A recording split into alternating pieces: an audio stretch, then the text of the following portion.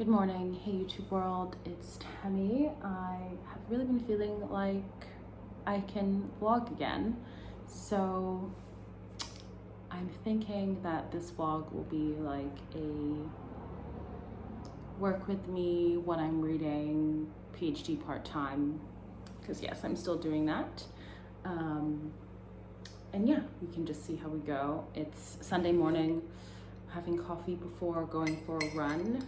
I know Vanna runs a lot, and I'm always interested to know her pre-run prep. So if you're watching this, please let me know what your pre-run prep is. It's entirely too hot to have hot coffee. I don't think I've had hot coffee since May.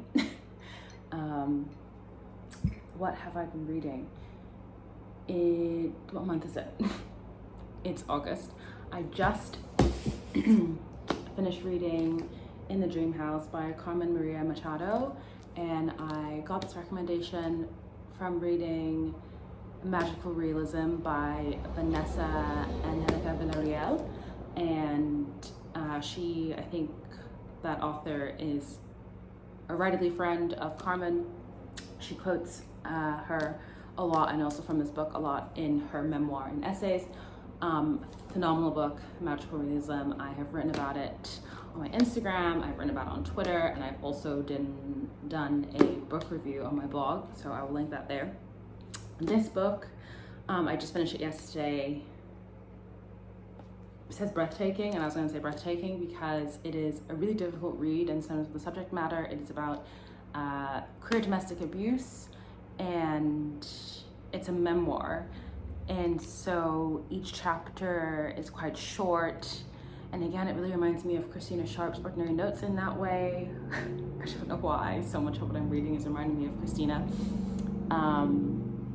Yeah, I think I'll do this in a August wrap-up video. So I probably won't talk about too much here, but really inventive style and form of memoir writing, blend of what we would call a traditional personal essay, and then memoir, and then also more towards narrative nonfiction towards some sections, more towards just sort of nonfiction, journalistic writing at some sections, particularly breaking down some of the American history of queer women, lesbians, and the legal system around domestic abuse. Just a really special book in terms of pushing the boundaries of what a memoir can do. And yeah, I'll start talking about it, but it's what I just finished reading. Earlier this month, I read for the first time James Baldwin's Giovanni's Room. This is only my second Baldwin read. He's just so depressing. I really find it difficult to read Baldwin. It's not happy topics. All I have to say about this is, David, you raggedy bitch. If you know, then you know. Today, I think I'm gonna go to the library to pick up a book that is next on my TBR. Oh yeah, before that, I'm also currently rereading for the second time. I don't know if you're gonna be able to see this, hopefully before it ends. Yes, Kindred by Octavia E. Butler. This is for a book club that I've actually started here, called Kindred Group. I didn't name the book club after Butler's book. I named Kindred the book club because it's a book club for Black and Indigenous people of color, well, primarily women and femmes, and it is also about engaging our muscle for mutual aid and realizing that we are all much more interconnected than we realize. And I wanted to be able to use that political muscle that I haven't been doing in terms of local organizing and community work. And so I created this book club where each session you donate money to a mutual aid group, and that's your entry fee, and then we talk about books. And so I felt like the perfect name for that kind of work is kinship, kindred. So I'm also rereading Kindred, and I'm picking up a lot of different things than I was picking up in the first time I read it. Again, this is just still really fast paced, still excellent storytelling by Butler. So I'm reading that right now. The other book that I want to pick up from the library I think it's called Stay With Me, and I think that's available at one of my local libraries. So I'm going to pick that up because I like to read usually 2 books at a time. And yeah, so I'm going to pick that up today. I think I'm going to do that. I also have to go for a run. I need to send an important email. On my schedule for PhD work, I wrote that I was going to write today for a forthcoming chapter that is being published with UCL Press in an edited collection. Do I feel like doing that today though? No, but if I'm part-time, I really have to work on the weekend sometimes. And so maybe I will also go to the Central Library and do that. What time is it? It's before 8, so I think I still have enough time to do that, and also hopefully do some errands. But yeah, I think it's just gonna be a bit of a piecemeal vloggy type video, so hopefully you'll like it.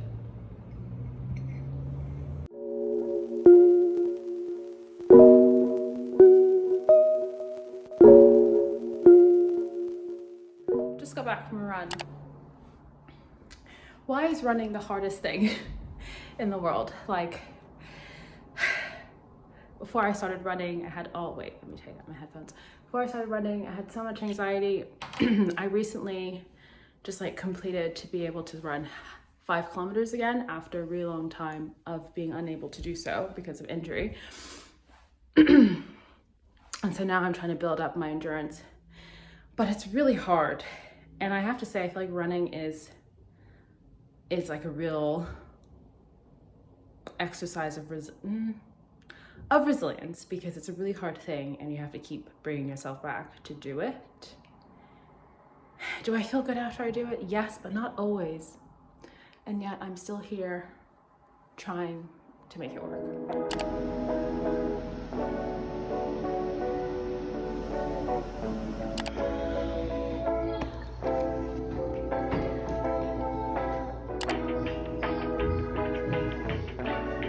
Hope you can hear me because the aircon is blasting. Somehow it feels hotter today. Somehow it feels hotter today than it did the last,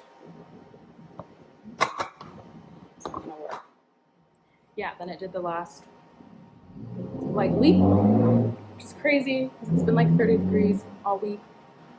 And today it dropped down to 23, 24. I am cooking though, and my kitchen's pretty small, it's like contained, so anyway, aircon's on. I went to the library, just felt really tired. I felt really tired today. I didn't sleep very well last night. I woke up like 3 or 4 times in the night, which is just like interrupted sleep, which is not great. I still managed to go for a run, but I think that was still, like, it felt harder than it should have felt for just like a half an hour run. And then I really felt the tiredness when I tried to do some work. So I only wrote, and I'll show my word count tracker. I only wrote 71 words out of the 250 that I was hoping to write today. So that's not great, but my next writing day is on the weekend. So next weekend. So we'll just add that 71 or the remainder of that 250 to the 400. So that'll be a big writing day. I realize 500 words is not a lot, or like 600 or 700 words isn't a lot to write in a day, but I'm writing and thinking, and I've recently realized I'm a bottom-up writer, which means that writing rubbish is part of the process of my thinking and of my writing. So I've tried to do outlines several times, and it just doesn't work for me.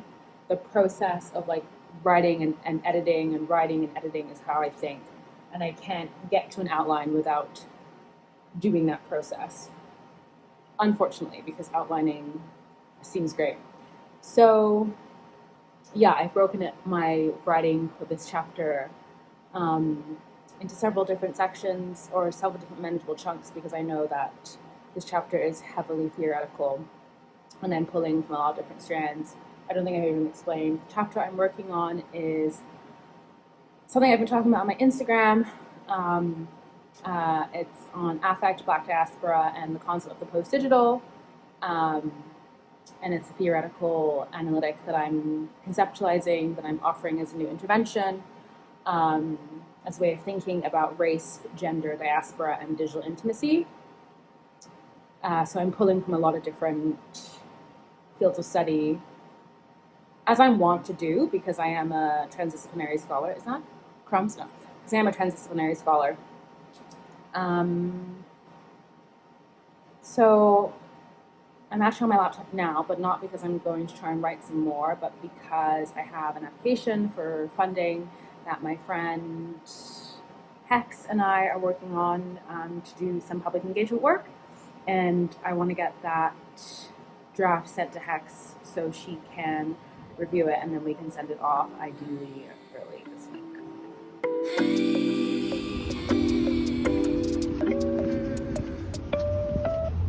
Baby, I've been going nowhere lately. It's time to start all over and go for it. Bounce on the shit dance, bounce on the shit dance, bounce on the shit dance, bounce on the shit no hands. What was she? I don't want to know what her and Jay-Z are doing. I really don't want to know. Hello. Welcome back to another day. Just finished working at a cafe, which you would have seen. Long ass day today. Sometimes I start work at 7. Today is one of those days. Thankfully, I don't have more of those days. You also saw those sad little cheese string. Yes, I am an adult woman. That I left on my kitchen countertop before I headed out for the day, which was sad because I got about 10 minutes from my apartment. Not even, maybe actually 5 minutes from my apartment. And I realized that I had forgotten it. And for a second, I thought I left it in the hallway of my building, and I just thought some person was going to come across a little cheese string and think like a kid dropped it. But no, left it in my countertop, back in the fridge that goes. Today, work. Probably will do some work on my PhD today, and on my PhD on the book chapter that if you've been following me on Instagram, I've been sharing along with, looking for something. Where is my tripod? Looking for something to put my phone camera on. Yeah, I've been filming on my phone camera rather than my actual digital camera because it just feels really intense, and I don't feel that ready to come back to vlogging or recording. So being on my phone just feels a little bit better. This outfit had several compliments today, 3, 4. People loved it. I love this outfit. It's from Marks and Spencer's. It's very, very thin. It's it's not thick. Books. Yesterday there was a person who sells books not too far from my co-working space, and I was walking by, minding my business, and I was thinking about getting myself a little treat because last months have been really difficult, and all that gets me through the days and the weeks are little treats. So I was looking, and they didn't really have anything. They had Earthseed by Ursula K. Le Guin, can't remember how you pronounce that. And then I realized that Earthseed is the name actually in Tava E. Butler's world for Lauren, the character from Parable of the Sower. And then I was like, oh, you could get that, but I don't really love Ursula as a novel writer. So I was browsing, and it was really affordable. It's $5 for a book. Then I found this, and Hitchhiker's Guide to the Galaxy is one of my favorite quirky science fiction, light science fiction, I feel, books. I really, really, really love Douglas Adams' world that he creates. I love the film, I think there's been 2 adaptations of this book into a film. And I bought this for myself as a little gift, as a little treat. I've also never seen this edition. What edition is it? This is published by Valentine Publishing Group. What edition is this? This is the 1980 edition. And I don't think I have seen this edition before. So I got that. And then this is the other book that is currently on my TBR, which is Stay by Me, by, I think it's bámi adébáyọ. Is it Adébáyọ? I can't read that handwriting. Bámi adébáyọ, Nigerian, definitely from that name. Let me check. Yep, Lagosian. I've heard really good things about this book. This is like old-ish in the sense that I think it was published by Knopf in 2017, and I'm reading my TBR. That is, I decided my goal for the rest of the year. Everything is going to be my TBR, which is really hard because I keep seeing great stuff from Ivana, from Lit with Cat, from Hannah over at Hannah May on YouTube. So I'm going to start ignoring all y'all and your books you suggest because I'm reading my TBR and I'm starting from earliest published date. And so the first couple of books that I've got is like from June Jordan, Alice Walker, and then I think this is the next one. And June Jordan, Alice Walker, they're both nonfiction and they're both around Black feminist thought, which I read a lot of anyway for my research. So I skipped those two books and I went straight to this one. I'm currently reading Kindred, as I said before. I'm about 30% into that. What else am I reading? Oh, I'm also reading this, I'll put it here, which is Once in a Millennial. Can't remember the author, but I'll obviously introduce that there. I'm on chapter 2, and I think this might be a DNF because this is both a project read and a research read for my thesis, because initially I had thought it was about like girlhood, social media, living life online, and friendship, and I am a friendship and intimacy researcher who studies like the digital as one of the, mediums of which that occurs in. And this book so far is memoir. And I think actually memoir, you have to be interested in the person to stay interested, or they have to be a phenomenal writer. This person has a podcast that I've never heard of. Anyway, I'm not loving the style of the book nor the content of this nonfiction narrative / memoir and essays-ish type book. It's incredibly white feminist. I think I posted something about this on Instagram already. And my most thing that I actually don't like about it at all is that it's really about the writer identifying almost solely with the demographic naming of millennial, which is something. So the book really is like extrapolating what it means to be a millennial girl. So that's not for me. So I think I might DNF that, but that is what I'm currently reading. I am now going to have to make a drink, take off my bra, and get back to work.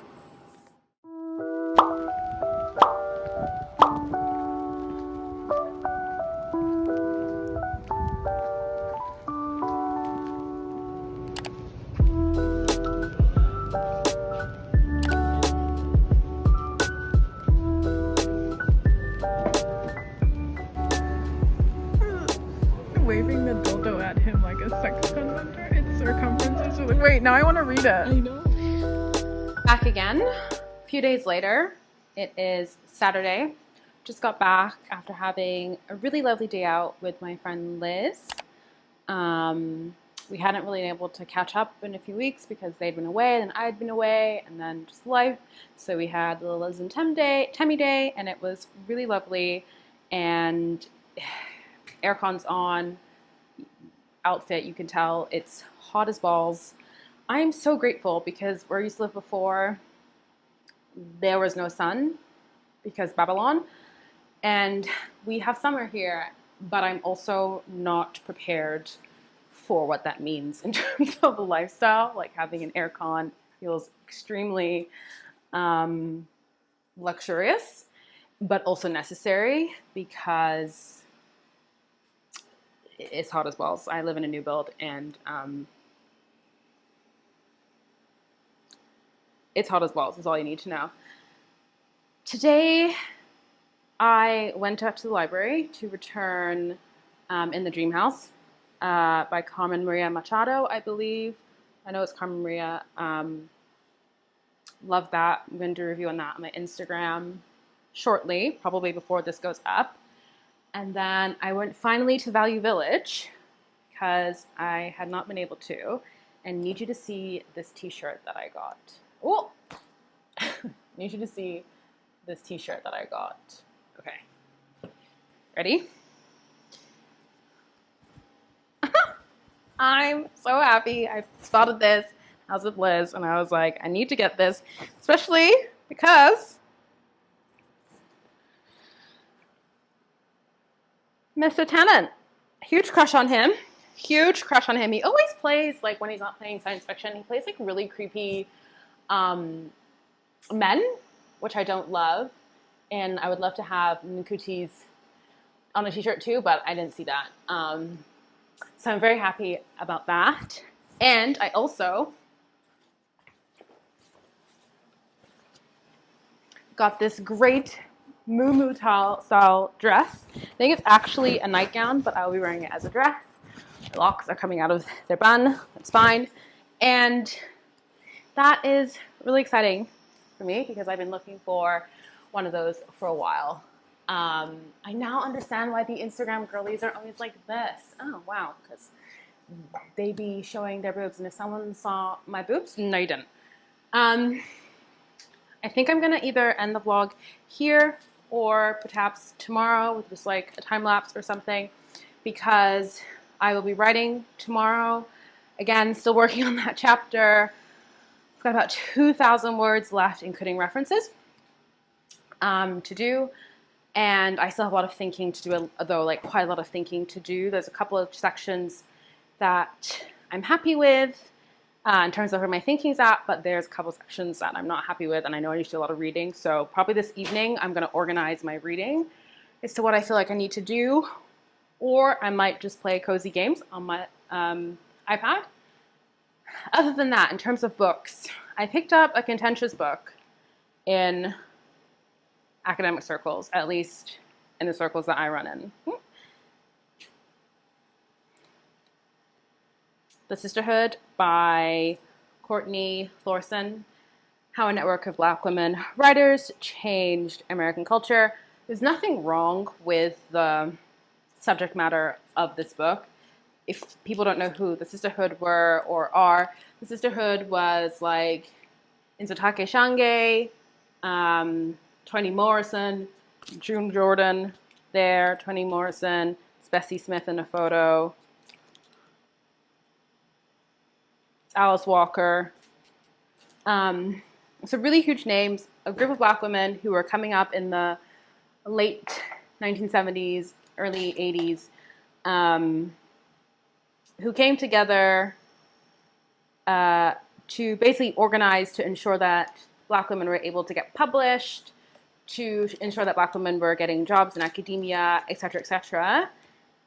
I've been having this conversation a lot with fellow Black women scholars, particularly Black women who work in decolonial work or Black studies, around the relationship between Black feminist thought and Black feminist theory, where people place themselves. Shout out to my friend Dr. Paris CM, because she and I are always coming back and forth on WhatsApp, dissecting some of these issues. Also, shout out to Milka. I know you're probably watching. So shout out to Milka, because I also love to talk to them about these issues. And where I've landed is that white women can make use of Black feminist theory if they're making use of the Collins, Patricia Hill Collins' use of standpoint theory is which to locate themselves. But I think there's a difference between Black feminist theory and Black feminist thought, and I have landed with the help of my friend Paris that Black feminist thought is produced by Black women, and that is like a core tenet in the fact that it comes from, or like the production can only be from Black women. I'm not getting into definitions of women. I know that's a question about Black trans feminism. I do not, for example, prescribe definitions of womanhood in my research, because I'm not an idiot and because I'm not a TERF, and because, as we have seen with various recent current affairs, the notion of binary maleness, womanness only serves to further and further entrench and narrow definitions of womanhood.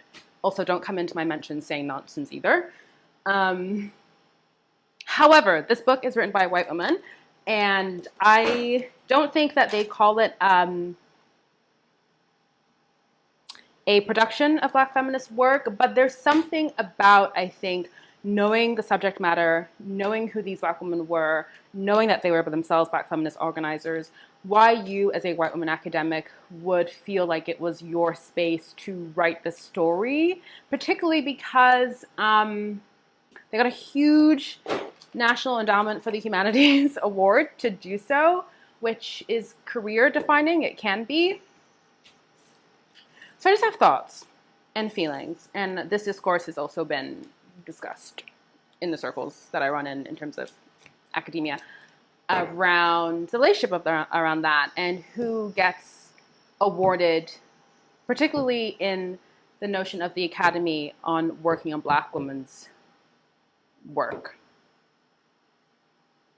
So that's that. I've started reading it, but it's not going to be on my TBR. Will it be in my TBR for August? I've been reading a lot of nonfiction lately because I've been doing this project where I need to read a lot of nonfiction and memoir, and I'm starting to feel like I'm hitting my limit with memoir and nonfiction. I'm really starting to feel like it's irritating me and I'm not enjoying it. So I do think I need to probably take September off and go solely into fiction for a bit.